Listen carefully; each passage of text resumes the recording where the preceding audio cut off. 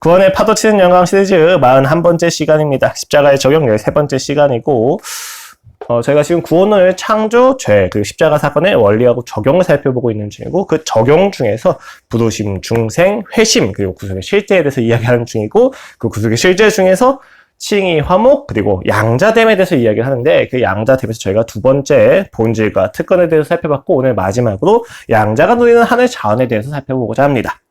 그 부분을 요한복음 17장 1절로 3절 말씀 보고 우리가 함께 살펴보도록 하겠습니다. 요한복음 17장 1절로 3절 말씀입니다. 아버지께서 아들에게 라는 제목으로 우리가 함께 오늘 설교 말씀을 보도록 하겠습니다. 함께 봉독하도록 하겠습니다. 시작.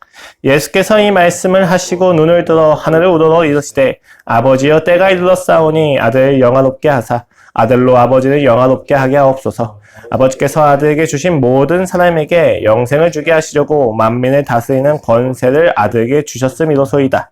영생은 곧 유일하신 참 하나님과 그가 보내신 자 예수 그리스도를 아는 것이니이다. 아멘. 앞서서 두 번의 시간을 통해서 세상을 부러워하지 않는 양자됨의 삶에 대해서 살펴봤었어요. 본질적인 질서가 다르고 그 질서가 다른 것에서 오는 네 가지의 특권이 있다라고 말씀을 드렸었죠. 자, 이제는 이번엔 양자된 자들이 무엇을 자원 삼아서 이 세상 가운데서 하나님께 나아가는지를 조금 살펴볼 거예요. 그러니까 오늘 본문은 마치 사자는 초식을 하지 않는다라고 하는 문장과 함께 시작하면 참 좋을 것 같아요. 그렇죠? 사자는 자신의 생명을 영위하는 것에 있어서 초식을 하지는 않아요. 오직 육식을 통해서 자신의 생명을 이제 영위한다는 거죠. 그렇다면 신자는 무엇을 먹고 살아갑니까? 라는 것이죠.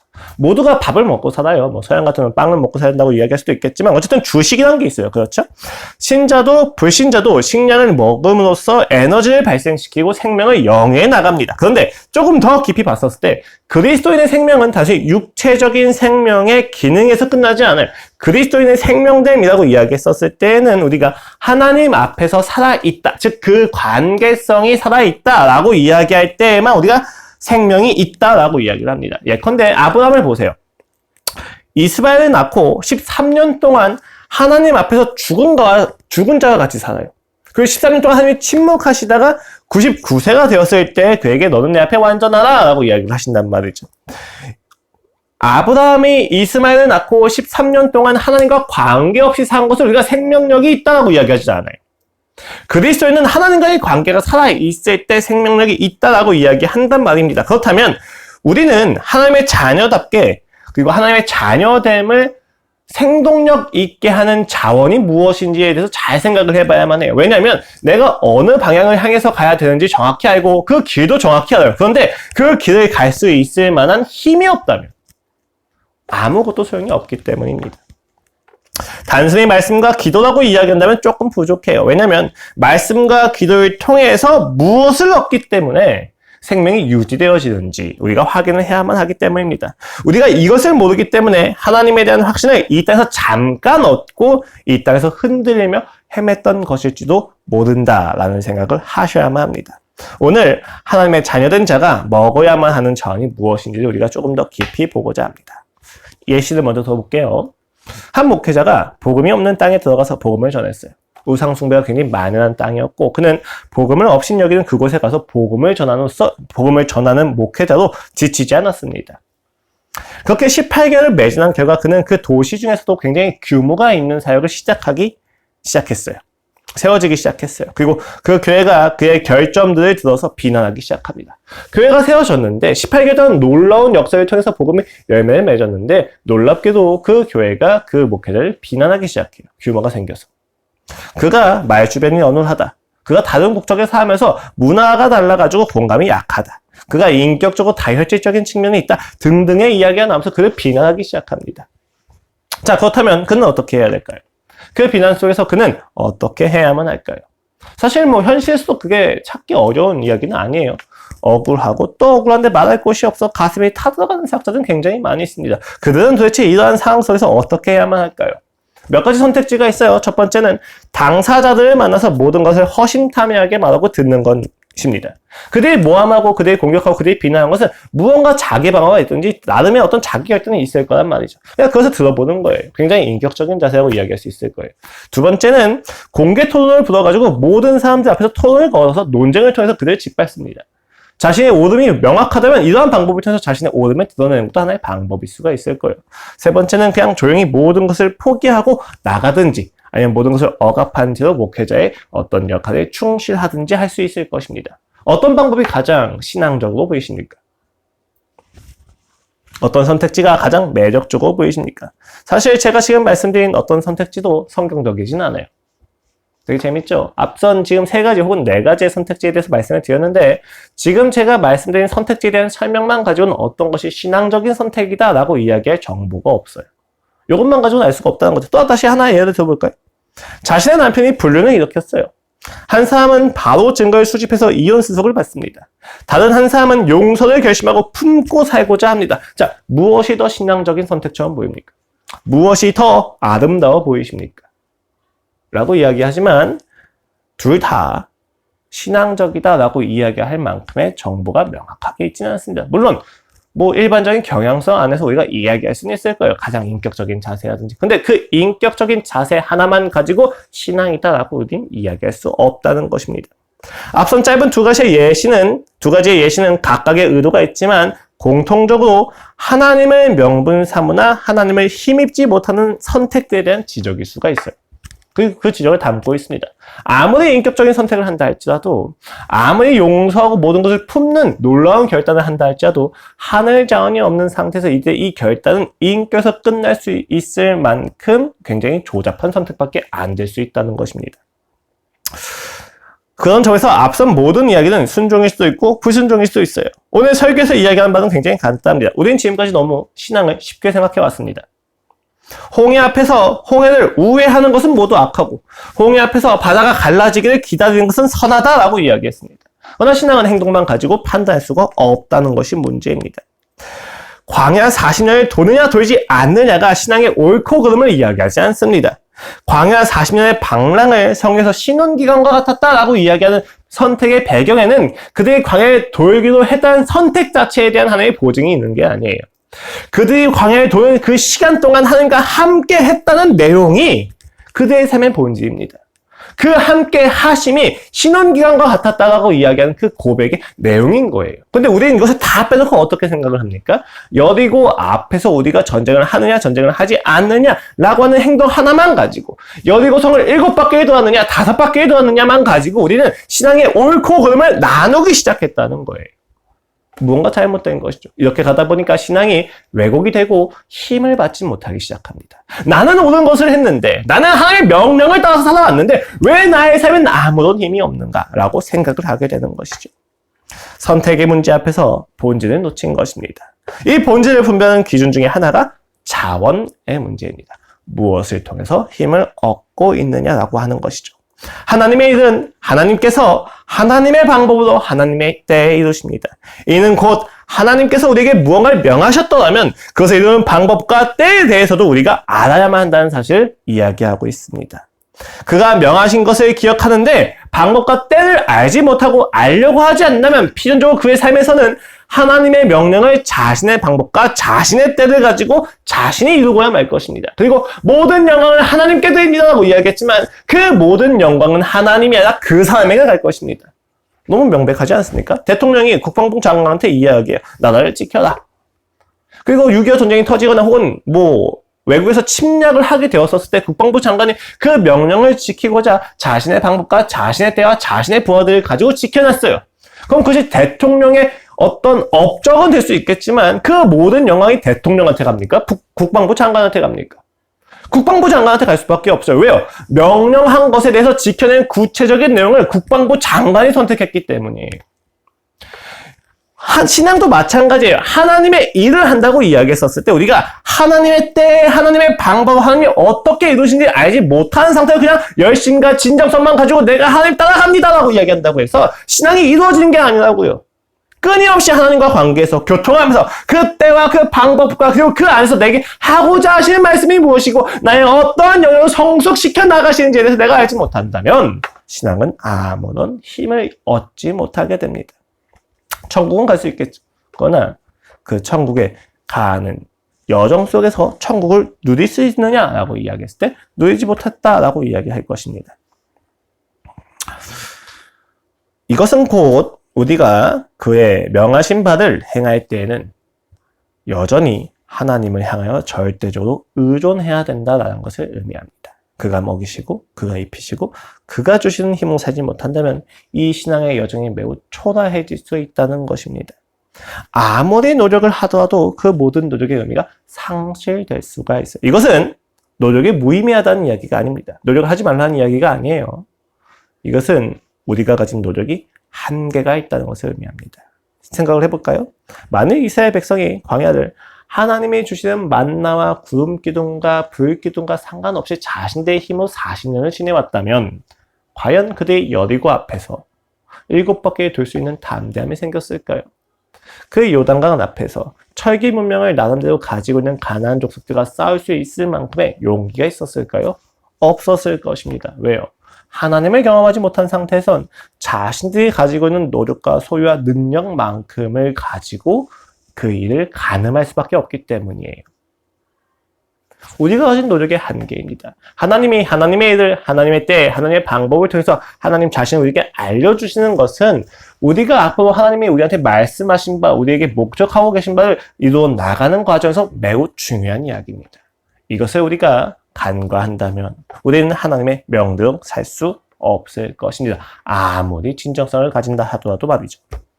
이러한 점에서 우리에게는 하늘의 자원이 필요합니다. 우리에게 명령하신 대로 살아낼 수 있는 하늘의 자원이 필요합니다. 그렇다면 하늘의 자원이 도대체 무엇입니까? 뭐 여러 가지 특성을 이야기할 수 있겠지만 먼저 땅의 자원이 무엇인지를 이야기하면서 대조해서 이야기하면 좀 쉬울 것 같아요.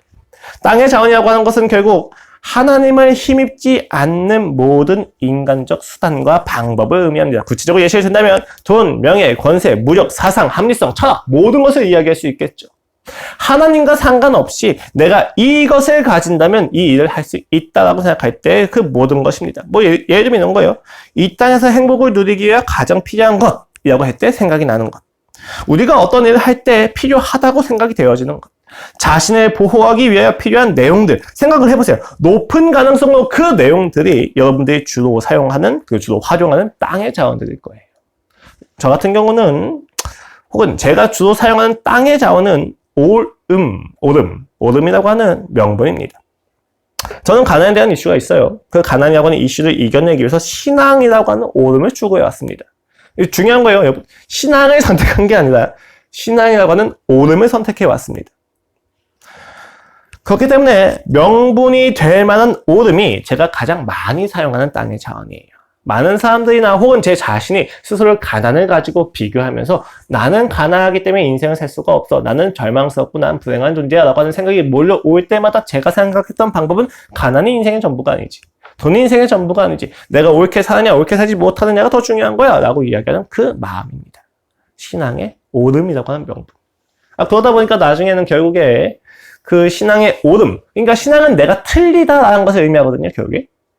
사실은. 하나님이 오시고 나는 틀리다인데, 나중에는 내가 틀리다는 것을 견디질 못하게 돼요. 왜요? 신앙이 중요한 게 아니라 오름이 중요하기 때문이에요.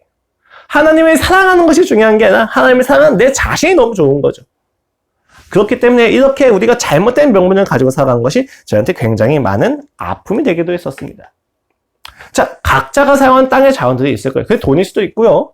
그러니까 뭐 자본주의일 수도 있는 거예요. 무슨 얘기냐면 만약에 땅의 자원을 돈으로 생각하고 있다면 이 사람은 자신의 삶에 처한 모든 문제를 해결하는 방법을 보통은 돈이라고 생각할 거예요. 내가 돈이 없어서 이렇게 된 거지. 내가 돈만 있었더라면 나의 인생이 이렇게 불행하지는 않았을 텐데. 이렇게 생각하는 내용들이 있더라면 여러분 그것이 여러분이 사용하는 땅의 자원일 것입니다. 근데 되게 재밌죠, 여러분. 제가 이야기했던 그 명분이 될 만한 오름이 전혀 문제가 안 될 것 같이 여겨져요. 그 돈도 뭐 어느 정도 타당성이 있잖아요. 돈, 명예, 권세 다 어느 정도 타당성이 있습니다. 나름의 자원으로서. 근데 여러분 성경을 보면요. 변절자가 되어 잘 살기보다 애국자가 되어 죽기를 추구하는 죄의 오름을 혹은 변절자가 되어 잘 살기보다 애국자가 되어 죽기를 추구하는 죄의 오름에 대해서 그게 정말 신앙이야? 라고 물어봅니다.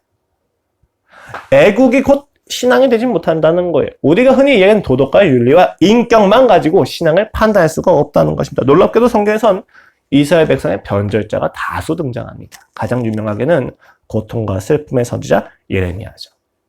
바벨론이 쳐들어왔을 때 우리가 저들에게 포로가 되어야 된다라고 외쳤던 자입니다.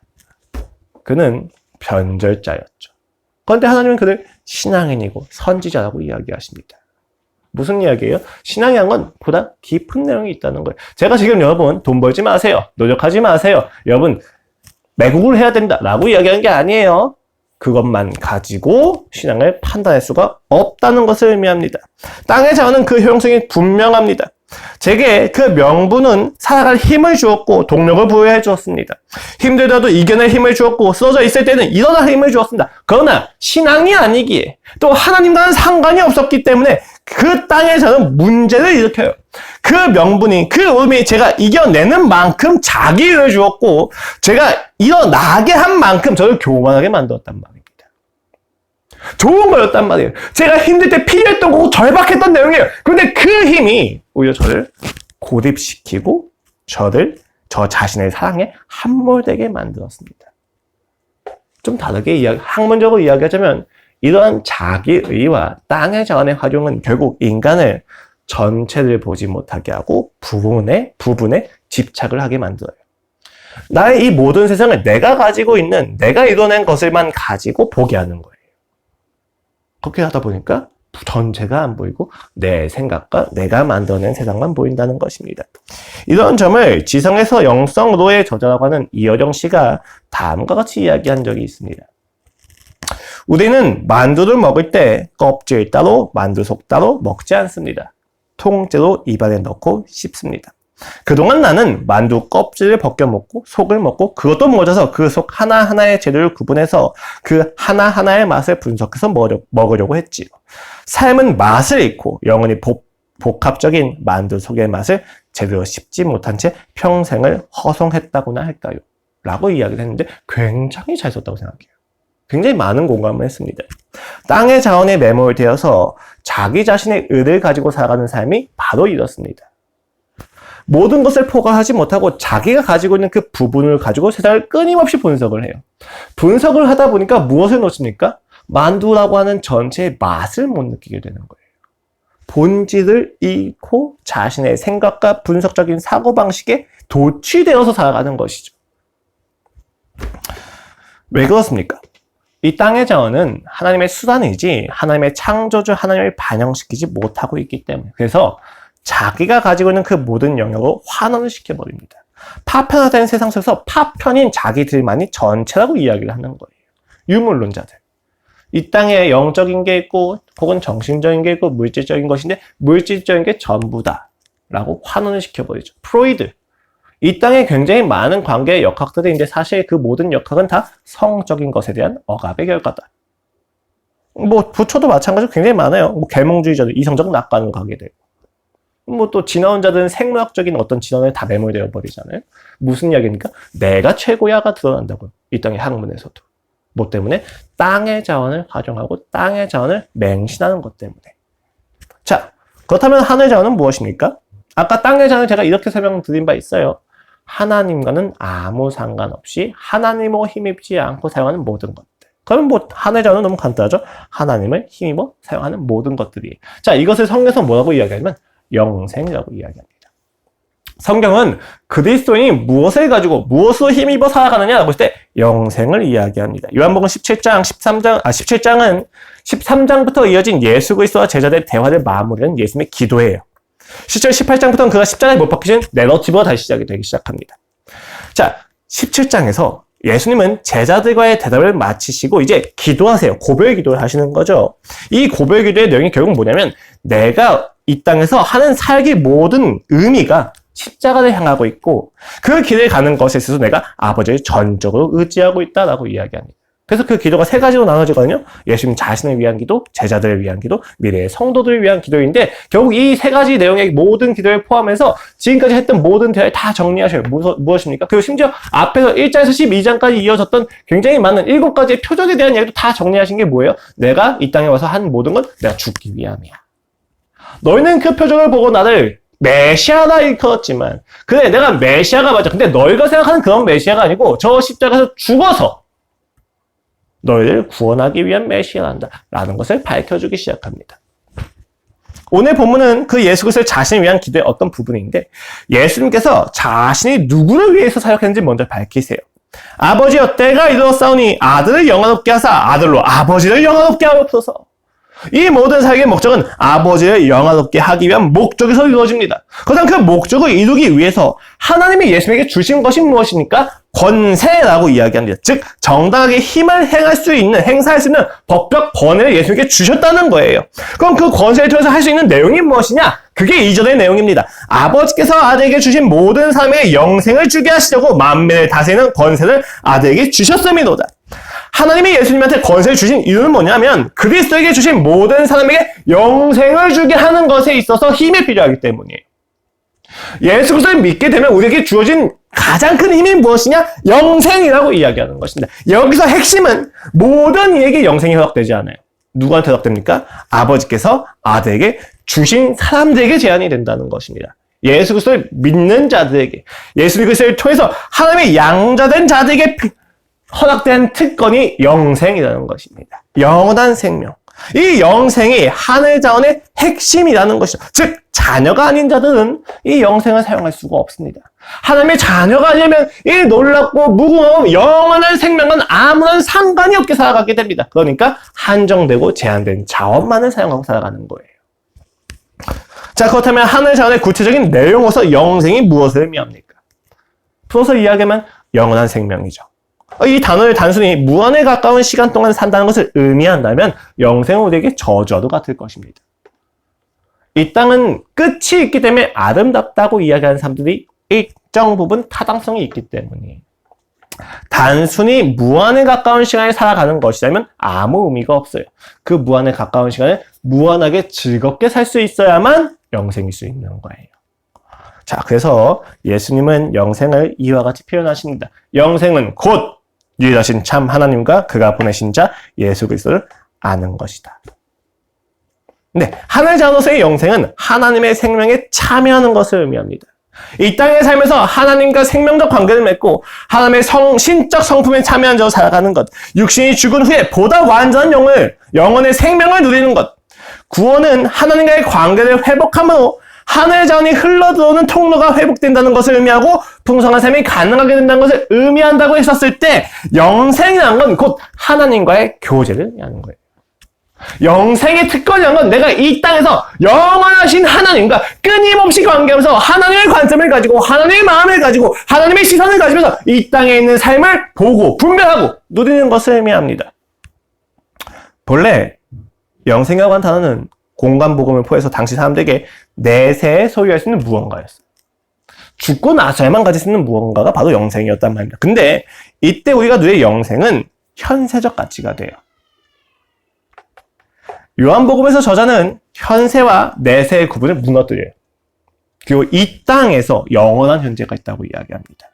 그게 영생의 내용이에요.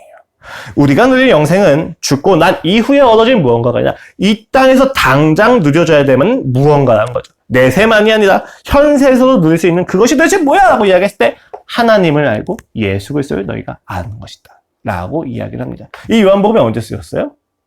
이미 초대교회 2번이나 3번의 대박해가 휩쓸고 간 이후에 쓰여졌어요. 무엇을 의미하냐면 여러분, 죽음을 각오한 사람들, 죽기를 각오해야만 하는 사람들, 이미 죽은 자들이 있는 상황에서 요한이 이야기한 영생이라는 것입니다. 요한이 이 땅에서의 고통과 고난과 핍박이 없다고 생각하지 않아요. 오히려 그것이 이 땅에서 명백하게 아는 상태에서 영생이 있다라고 이야기하는 것입니다. 무엇을 의미합니까? 이 모든 고통과 고난과 아픔을 넘어설 만큼의 즐거움과 의미와 가치가 있다는 거예요. 그것이 우리에게 중요합니다. 자, 이러한 영생은 우리로 하여금 일으켜 세워주고 용기를 내어서 나아가게 해줍니다. 고통과 증오와 결핍 속에서 우린 저마다의 땅의 자원을 사용해서 살아가려고 하지만 그 땅의 자원을 우리를 고립시켜주기만 할 뿐 우리를 행복하게 해주지 못하고 자유하게 해주지 못하고 거룩하게 해주지 못한단 말이에요. 그런데 하나님의 자녀된 우리에게 하나님이 허락하신 그 영생은 우리에게 두 가지의 유익을 줍니다. 첫 번째는 하나님의 관점에서 이 땅의 일을 해석할 수 있게 만들어줍니다. 우리를 절망시킨 것을 잘 생각을 해보세요. 이 땅에서의 일이 우리의 운명이 될 때 우리는 절망합니다. 우리가 언제 모든 동력을 잃게 되는지 잘 생각을 해보세요. 내가 가지고 있는 능력과 내가 가지고 있는 소리가 이 땅의 시선과 기준의 관점에서 해석을 했을 때 진짜 보잘것없다고 느껴지고 확신되었을 때 우리는 이 땅에서 내가 하는 모든 것에 동력을 잃게 돼요. 야, 그래, 내가 이것만 가지면 잘 살 수 있을 거야 라고 생각했는데 그것만 가지고 세상에 나갔더니 이게 아무것도 아니네? 아이고, 동력을 잃게 된단 말입니다.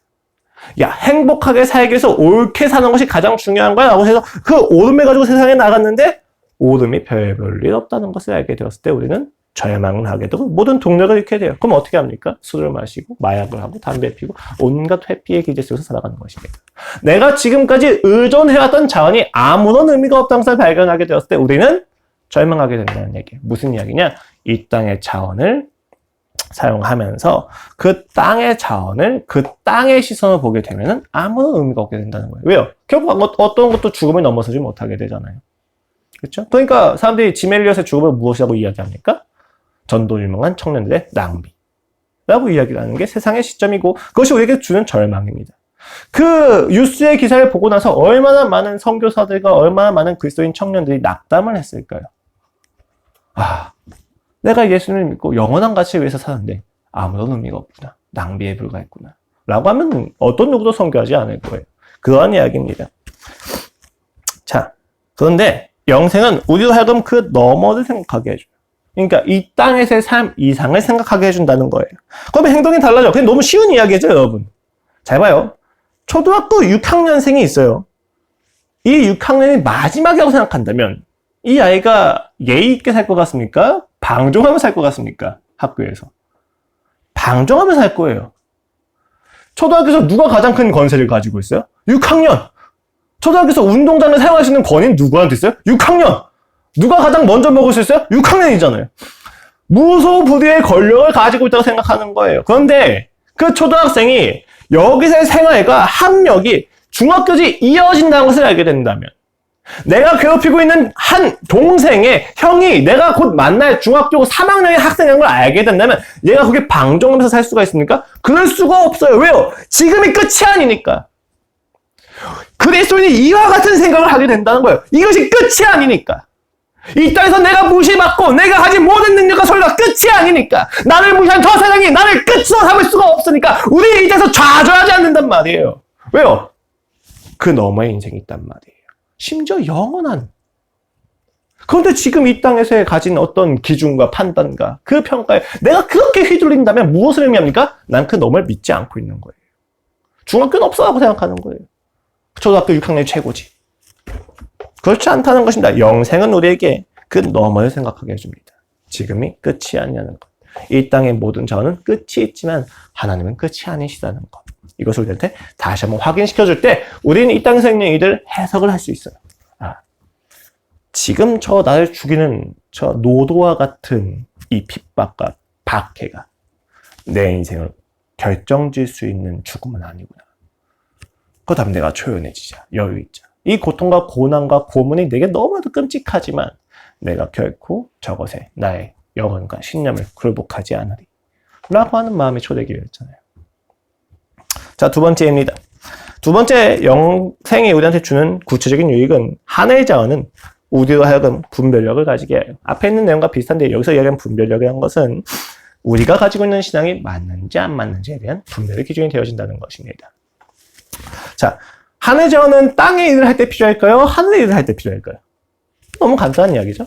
하늘의 일을 할 때 필요할 것입니다. 그럼 땅의 자원은 땅의 일을 할 때 필요합니까? 하늘의 일을 할 때 필요합니까? 당연히 땅의 일을 할 때 필요하겠죠. 그럼 여러분, 하늘의 자원을 내가 받았는데 땅의 일을 할 때 쓰면 어떻게 될까요?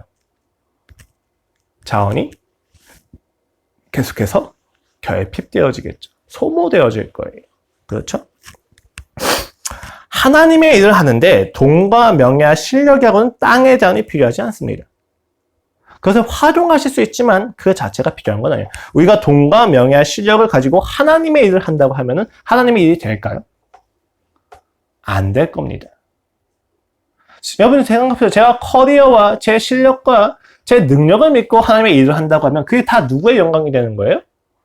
하나님이 아니라 저의 영광이 되겠죠. 그런데 여러분 성경은 하나님의 일을 곧 무엇이라고 이야기합니까? 예수 그리스도를 믿는 것이라고 얘기하잖아요. 제가 땅의 자원을 맹신하면서 하나님의 일을 한다면 저는 예수를 하나도 믿지 않을 거예요. 그건 하나님의 일이라고 얘기하지 않습니다. 자, 근데 여러분 생각을 해보세요. 이게 되게 중요한 거예요. 하늘 자원의 기쁨을 가지고 영생을 가지고 우리가 살아가는데 내가 이 영생의 기쁨을 알았는데 땅의 일을 하게 되면 어떻게 됩니까? 그러면 땅의 일이 해석이 돼야 되는데 땅의 일 자체에 매몰되게 되었을 때 우리가 받은 모든 은혜가 쏟아집니다. 이것을 가지고 보네포가 값싼 은혜라고 이야기를 해요. 무엇을 의미합니까? 은혜가 은혜되지 못한 삶이 있다는 거예요. 이건 예정과는 전혀 상관이 없습니다, 여러분. 이것은 우리의 삶에 있어서의 선택과 같은 이야기예요. 하나님이 그걸 다 모든 것을 허락하셨기 때문에 복잡한 이야기는 나중에 끝나고 이야기해드릴게요. 자, 하나님의 은혜 받았어요. 반짝이는 힘이 있었어요. 정동이하고도 이야기를 하죠. 그래서 세상을 이렇게 보면 안 되는구나. 하나님의 관점에서 이렇게 해석이 되는 거구나. 나의 인생이 헛되지 않았구나 라고 하고 다음날 돼서 내가 땅의 일만 보고 있다면 이 하늘자는 힘이 될까요? 안 될까요? 전혀 안 되죠. 왜요? 하늘자는 어디에 힘이 되는 거예요? 하늘의 일을 할 때 힘이 된단 말이에요. 근데 하늘 자원을 가졌는데 내가 땅의 일만 봐요. 내가 어떻게 해야 잘 살 수 있지? 내가 어떻게 해야 무시당하지 않을 수 있지? 내가 어떻게 해야 자기 방어를 할 수 있지? 라고 간다면 하늘 자원은 아무런 힘을 주지 못해요. 다 결국 뭐가 됩니까? 내가 잘못했구나. 다시 땅의 자원을 모으자. 이렇게 되는 거예요. 하늘 자원을 받았다면 어디로 나아가야 됩니까? 주여, 내가 해야 될 일이 무엇입니까? 내가 준비해야 될 일이 무엇입니까? 오늘 나의 삶에서 무엇을 쌓아가고 계십니까? 나의 과거에 있었던 모든 상처와 아픔과 절망이 가지고 있었던 내용들이 주여, 하나님이 어떤 일을 하려고 하시기 위해서 필요한 일입니까? 라고 하는 해석과 고민과 노력과 갈등을 향해야 되는데 하늘 자원을 받아놓고 내가 땅의 일만 봐요. 어떻게 해야 내가 잘 먹고 잘 살 수 있을까? 어떻게 해야 내가 이 사람들을 짓밟을 수 있을까? 그건 아무런 힘이 안 되죠. 그럼 교회 와서 다시 이야기하는 거예요. 별일 없었어요. 그냥 신앙은 별 힘이 안 되는 것 같아요. 이렇게 이야기한다면 우리가 어디부터 바로잡아야 되는지 생각을 해봐야 되는 거예요. 만약에 여러분이 은혜를 받는 순간순간마다 기억은 있는데 그 은혜가 여러분 삶에 힘이 안 된다면 그 은혜를 어떻게 활용하고 있는지 잘 생각을 해보셔야 돼요. 말씀드리지만 경유차는 휘발유를 넣으면 안 돼요. 휘발유차는 경유를 넣으면 안 돼요. 땅에 일을 하는데 하늘 자원을 쓰신다면 아무 노력이 아무 쓸모가 없을 것입니다. 오히려 여러분 더 초라하게 만들 거예요. 하늘 자원을 받았으면 하늘의 일을 하셔야 돼요. 그때 땅의 자원도 같이 활용을 할 수 있을 거예요. 근데 땅의 일을 하게 된다면 문제가 됩니다. 땅의 일이 뭐예요? 하나님과 상관없이 나만을 생각하는 인생입니다. 너무 간단한 이야기잖아요. 자, 여러분이 신앙생활을 하시면서 본질로 기쁨을 얻었다고 빠르게 그 기쁨이 얻었는데도 불구하고 빠르게 그 기쁨이 없어지는 경험이 있다면 오히려 삶의 절망이 더 깊이 쏟아진다면 여러분 기억하셔야 돼요. 내가 이 은혜의 기쁨을 어디에 사용하고 있는지에 대해서. 이게 되게 무서워요, 사실은. 이게 나중에 좀 더 깊이 들어가면은 은혜를 받았는데 땅에 일 쓰잖아요? 그러면 그 절망이 1, 2단계가 아니라 더 깊이 와요. 은혜를 받았는데 땅에 일을 하게 되면. 왜냐면 이 하늘의 힘을 받아서 생긴 기대와 힘만큼 이 땅에서 확인이 안 되기 때문에 그 힘과 기대만큼 절망이 와요. 그러니까 여러분, 은혜가 여러분을 절망시킨 게 아니라는 사실에 좀 이해를 하셔야 돼요. 은혜를 받았을 땐 하나님을 향해야 된다. 그러지 않으면 오히려 우리가 죽을 수밖에 없다는 것을 잘 생각을 하셔야만 합니다. 자, 결국 이 두 가지의 유익은 공통적으로 하나님과 그 자녀된 우리의 관계라고 하는 인격적 관계를 본질로 공유하고 있습니다. 만일 하나님이 힘이 안 된다면 우리는 우리 정체성도 다시 생각을 해야 돼요. 내가 진짜 하나님의 자녀가 맞는가? 하나님의 일에 대해서 하나님에 대한 생각이 내게 아무런 힘이 안 돼요. 그러면 당연히 하나님의 자녀가 아닌 거죠. 그럼 누구의 자녀입니까? 여전히 사단의 자녀인 것입니다. 그럼 이것은 다시 시작을 하셔야 되는 거예요. 내가 복을 많은가? 여기서부터. 그런데 모든 아픔과 절망과 고통 속에서도 세상이 즐겁지만은 않다. 내가 도저히 하나님을 믿지 않아도 될 만한 상황인데도 불구하고 그 끈을 놓지를 못하겠다. 미련이고 어리석음이고 조롱받아 마땅한 주저함과 마지못함이라고 보일 수 있겠지만 이것이 동시에 여러분의 정체성이기도 합니다. 이 땅을 향하지 않고 이 땅이 다가 아니라는 사실을 알게 되는 것만 하더라도 하나님의 자녀의 가능성이 굉장히 높다는 이야기입니다. 잘 생각을 해보세요. 내가 누구인지에 대해서. 자, 앞서 이야기했던 사례를 기억하십니까? 설교 처음에 얘기했던 사례. 복음을 전했는데 억울하게 비난을 받았던 한 사람의 이야기 기억나십니까? 그 이야기의 주인공이 누굴까요? 바울입니다. 고린도전서 1장에서 이렇게 이야기하죠. 형제들아, 내가 우리 주 예수 그리스도의 이름으로 너희를 권하노니 모두가 같은 말을 하고 너희 가운데 분쟁이 없이 같은 마음과 같은 뜻으로 온전히 합하라. 내 형제들아, 근로의 지편으로 너희에 대한 말이 내게 들리니 곧 너희 가운데 분쟁이 있다는 것이라. 내가 이것을 말하거니와 너희가 각각일 때 나는 바울에게, 나는 아볼로에게, 나는 게바에게, 나는 그리스도에게 속한 자라 한다는 것이니. 그가 2차 전도여행 때 고린도 교회를 세우고 나서 떠나게 되니까 많은 소란이 있었어. 그리고 그 소란의 중심에는 아볼로파, 게바파, 그리스도파, 그리고 바울파가 있었습니다. 바울이 언변이 부족한 것을 공격했고, 바울이 로마로부터 수혜를 받았던 것에 대해서 공격을 했습니다. 심지어 그가 받은 핍박을 보면서 그 능력이 부족하다고, 그가 사도가 아니라고 폄하하는 자들 역시도 존재했습니다. 이에 대한 바울의 대처가 무엇입니까?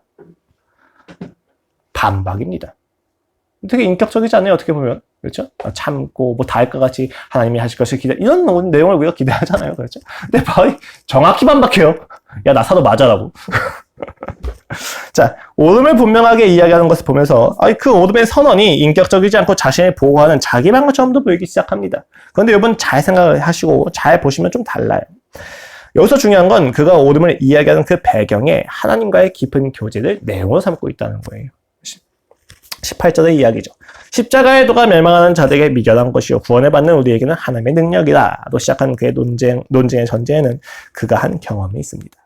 무슨 경험입니까? 형제다. 26절에 형제다 너희의 부르심을 보라. 육체에 따라 지혜로운 자가 많지 아니하면 능한 자가 많지 아니하면 문벌 좋은 자가 많지 아니하도다. 그러나 하나님께서 세상에 미련한 것들을 택하사 지혜 있는 자들을 부끄럽게 하려 하시고 세상에 약한 것들을 택하사 강한 것들을 부끄럽게 하려 하시며 하나님께서 세상에 천한 것들과 멸시받는 것들과 없는 것들을 택하사 있는 것들을 폐하려 하시나니 이는 아무 육체도 하나님 앞에서 자랑하지 못하게 하려 하심이라. 못난 자를 사용하신 하나님의 은혜는 무엇을 의미합니까? 세상 질서가 옳지 않다는 것을 뒤집어 보여주는 하나님의 방법이다라고 이야기해요. 이런 은혜가 어떻게 그가 알고 있는 이런 은혜의 내용을 그가 어떻게 알 수 있습니까? 사도행전을 보시면 형제들아 내가 너에게 고린도 2장 1절을 보면 전서 2장 1절을 보면 형제들아 내가 너에게 나아가 하나님의 증거를 전할 때 말과 지혜의 아름다운 것을 하지 아니하였나니 내가 너희 중에서 예수 그리스도와 그가 십자가에 못 박히신 것 외에는 아무것도 알지 아니하기로 작정하였습니다 라고 이야기하는 실제 경험이 이야기되어져요. 왜 이 경험을 이야기하냐? 사도행전 17장에서 이렇게 이야기합니다. 그들이 죽은 자의 부활을 듣고 어떤 사람은 조동도 하고 어떤 사람은 이 일에 대하여 내 말을 다시 듣겠다 하니 아덴에서 고린도에서 복음을 전하기 전에 아덴에서 그는 실패는 아니지만 논리가 승리할 수 없다는 것을 정확히 확인하게 됩니다. 무신론자들, 이름이 없는 신들을 섬기는 자들에 대해서 명확하게 반론하고 명확하게 논리로 확진을 했는데 그들이 다 변하지 않는 거예요. 침묵을 해요. 논리로 반박을 못하는 데도 불구하고 조롱을 합니다. 그것을 보면서 바울이 무엇을 이해합니까? 지식이, 지혜가 이 사람들을 변하게 하는 것이 아니구나. 오직 하나님의 능력이 이들을 변하게 하는구나. 그런데 이 하나님의 능력이 왜 이들을 변화시키는 거지? 세상 질서를 엎어버리시는 힘이었구나. 힘이 있으신데, 지혜가 있으신데, 자랑하지 않고 죽으심을 통하여 도리어 그들을 변화시키는 것이 하나님의 방법이었구나. 그러니까 고린도 교회의 분란을 보면서 너무 명백하게 분별이 되는 거예요. 어떻게 분별이 됩니까? 바울파, 아볼로파, 게바파, 그리스도파가 해석이 되는 거예요. 저들이 지혜와 능력으로 신앙생활을 해가구나. 저들이 땅의 자원을 가지고 이 신앙생활을 하고 있구나. 잘못된 거야, 얘들아. 심지어 뭐라고 이야기합니까? 그리스도파가 있었다고 이야기하잖아요. 그렇죠? 지금 바울이 하는 논제가 오직 예수님만 믿어 이게 아니에요. 자기가 경험한 하나님을 가지고 해석을 해서 이야기하는 거예요.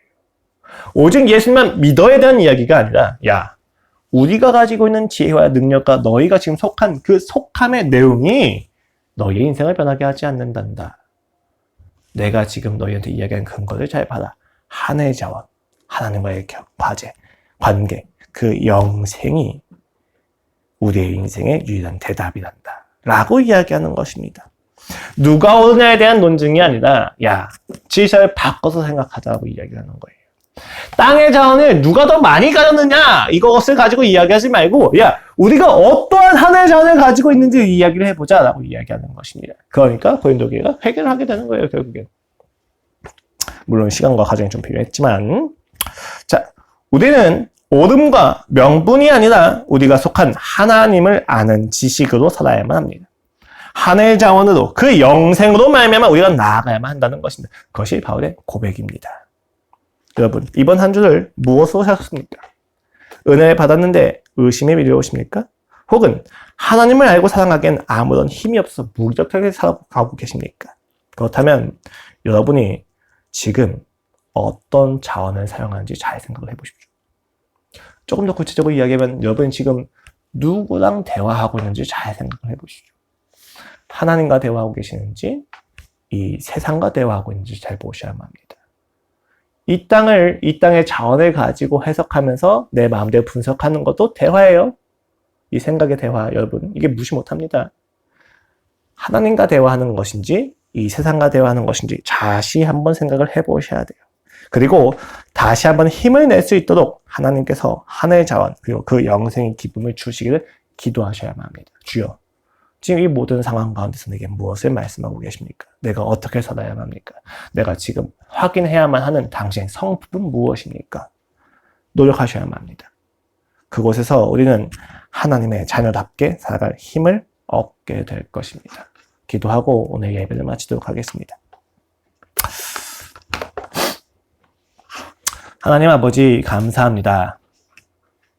이 시간 우리가 아주 귀한 도전을 마주합니다. 아버지, 우리가 무엇을 자원 삼아서 살아가고 있습니까? 우리의 자원이 무엇입니까, 주님? 나는 무엇을 향하여, 무엇을 위하여, 무엇을 힘으로 삼아 살아가고 있습니까?